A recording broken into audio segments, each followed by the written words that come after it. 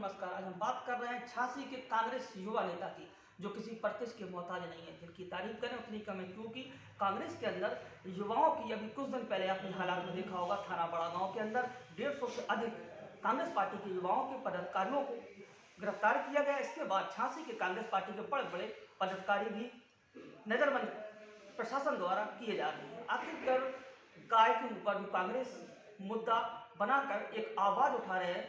जिस तरीके से गाय के अंदर, क्षेत्र के अंदर देखा जाए, गाय मरती हैं, जिस तरीके से उनकी हत्या होती है, उस पर अभी तक कोई भी कार्रवाई नहीं हुई। इसी बीच में हमारे बीच में बैठे हैं गौरव जैन जी। इनसे जानते हैं कि आखिरकार यह आवाज़ कहाँ तक उठाएंगे और कहाँ तक इनकी आवाज़ जाएगी। तो अगली आवाज़ गौरव जैन की। गौरव जी नमस्कार। नमस्ते। देखा जाए अभी 150 से अधिक आपके कांग्रेसी युवा साथी गिरफ्तार हुए, उसके बाद कहाँ तक आपका, आगे तक आपकी आवाज़ जाएगी? आखिरकार क्या मुद्दा आप लेकर जो आगे की तैयारियों में लगे हो?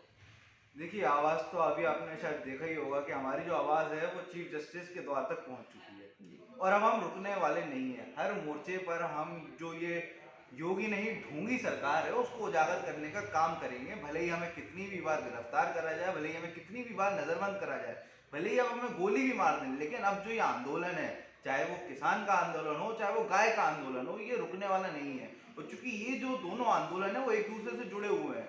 आप देखिए, यहाँ पर सरकार नहीं, ये वही सरकार है जो गाय के नाम पर वोट मांगती है, गाय के नाम पर हजारों करोड़ों रुपए स्वीकृत करती है, लेकिन जब उनकी बारी आती है तो हम देखते हैं कि गायों के पास खाने को वहां पर पैसा नहीं है। गाय जो है वहां पर हम देखते हैं, वीडियो आते हैं, जिंदा गायों को जेसीबी से दफना रहे हैं, उन गायों को जिनमें हजारों देवी देवताओं का निवास है।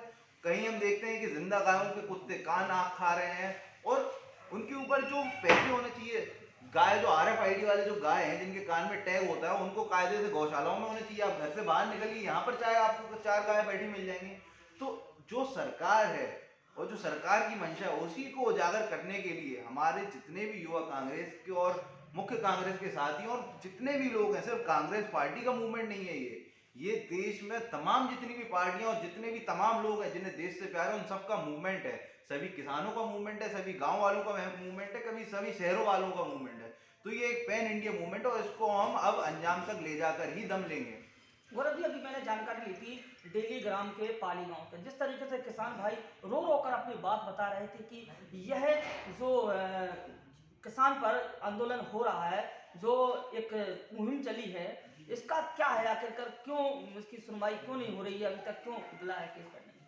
देखिए, पहले जो कोई भी कानून बनता था वो कैसे बनता था, जो जिन लोगों के लिए कानून बनता था उनसे चर्चा होती थी, एक स्टैंडिंग कमेटी होती थी, उसमें कानून जाता था, फिर संसद में दोनों सत्रों में उस पर क्लॉज बाय क्लॉज चर्चा होती थी, फिर वो स्टैंडिंग कमेटी में जाता, फिर कोई आपत्ति होती, फिर वापस आता था, फिर राष्ट्रपति जी के पास जाता था। आज हम देख रहे हैं कि होता क्या है कि कोई भी कानून बनना होता है तो रात में 8 बजे प्रधानमंत्री जी आते हैं और बोलते हैं आज से नोट बंद, आज से देश के जो हो गया, आज से देश में वो हो गया। तो ये लोकतंत्र तो बचा नहीं। और अगर आप जिन लोगों के लिए कानून बना रहे हैं वो लोग उस चीज से खुश नहीं, तो फिर आप कानून बना किसके लिए रहे हैं? आप एक बात बताइए छोटी सी, क्यों अगर आज किसान के पक्ष में कानून है तो अडानी और अंबानी क्यों करोड़ों के इश्तेहार रोज रोज दे रहे हैं? क्यों अडानी और अंबानी को जरूरत पड़ रही है लोगों को समझाने की? क्यों सरकार जो है वो अपने घटक जाए हैं उन्हीं को नहीं समझा पा रही? उनके जो सांसद हैं चौधरी वीरेंद्र सिंह जी, वो जाकर किसान आंदोलन में शामिल हो गए। अगर हम सब लोग लोगों को बरगला रहे हैं तो क्या उनकी पार्टी के लोगों को भी हम बरगला रहे हैं? क्या सरकार के लोगों को भी हम बरगला रहे हैं? तो सरकार को उसकी मंशा सामने लानी चाहिए और बताना चाहिए कि ये कानून बना किसके लिए रहे हैं और इससे किसको फायदा हो, क्योंकि किसान को तो बिल्कुल भी फायदा नहीं होने वाला।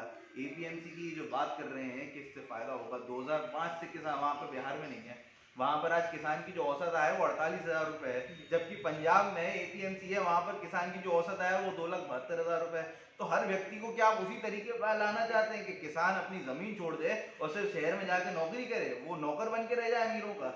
ये इनकी जो ये सोच है, वो उसी सोच को सिर्फ सबको नौकर और किसान बनाना चाहते हैं और कोई इनकी सोच है नहीं है।